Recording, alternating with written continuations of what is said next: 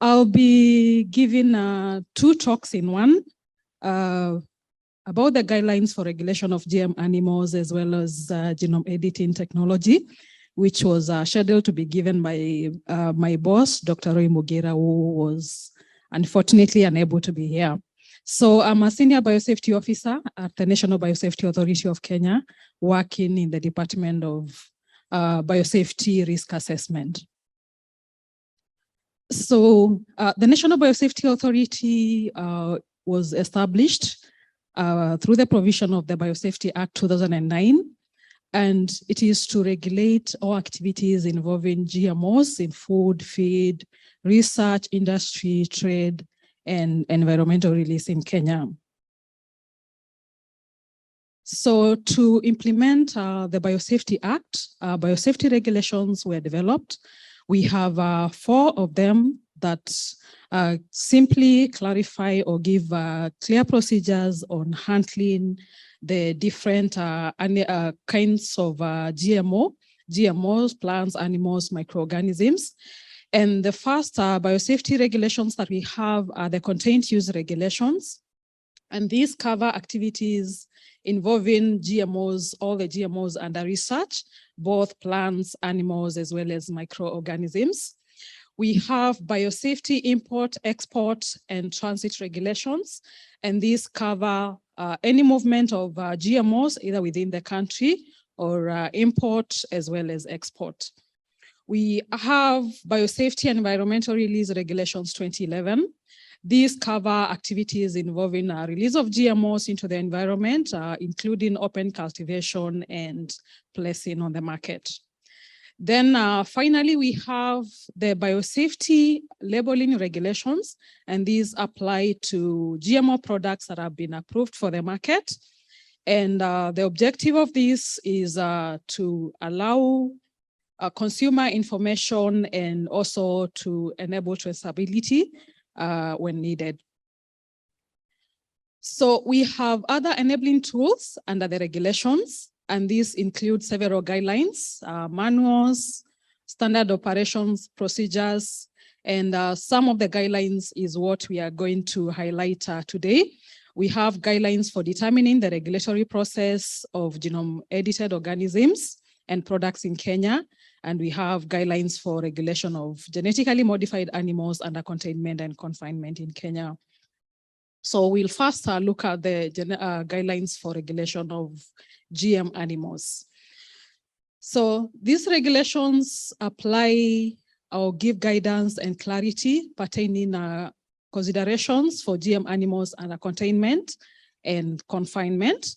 And as per the provisions of the Biosafety Act, they do not apply for pharmaceuticals that are made for human use.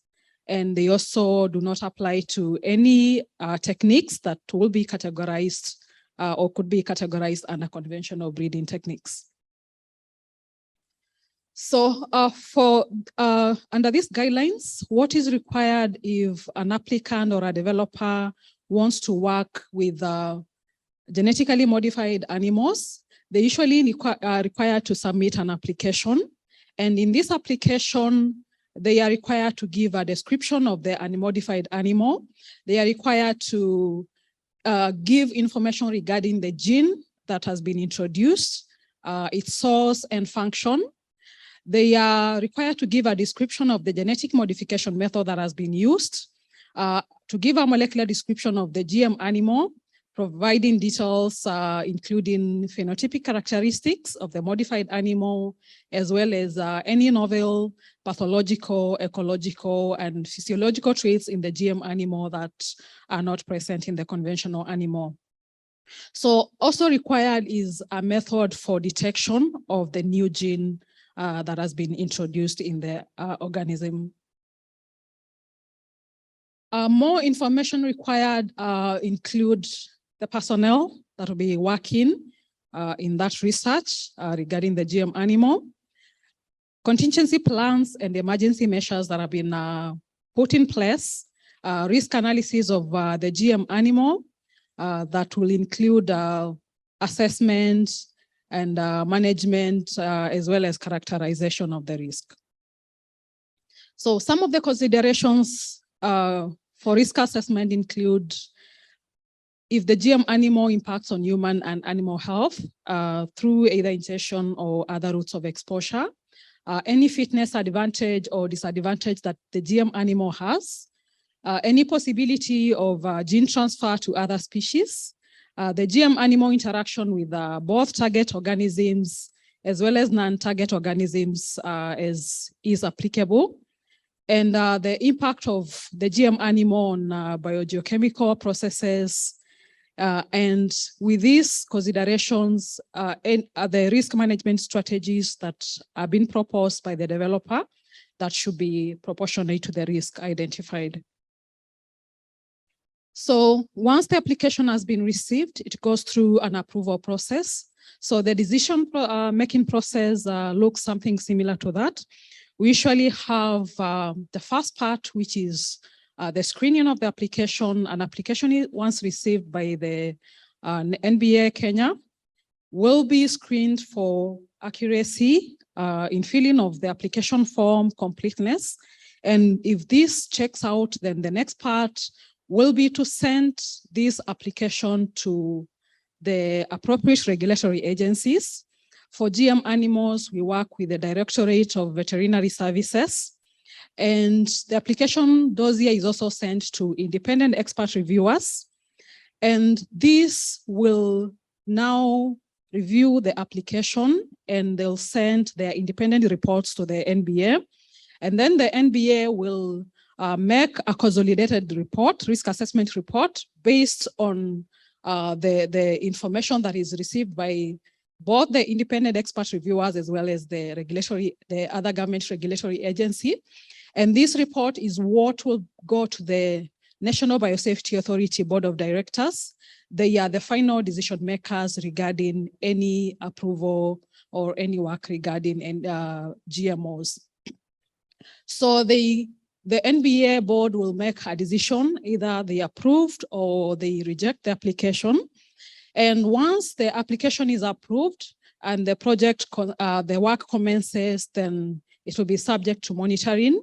The NBA will do monitoring in collaboration with the regulatory agency that helped in making of the decision.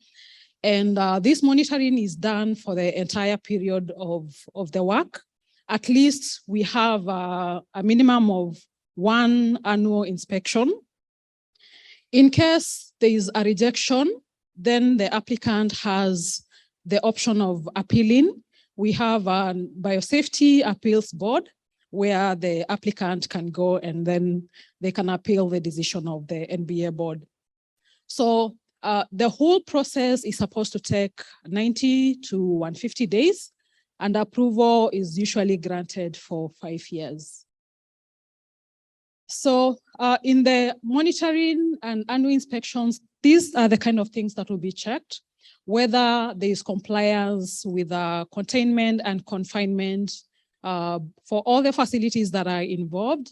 And also, we usually require also records on all the activities that took place, whether there was any transportation, and tagging of animals is sometimes required, especially when we are talking about confined field trials.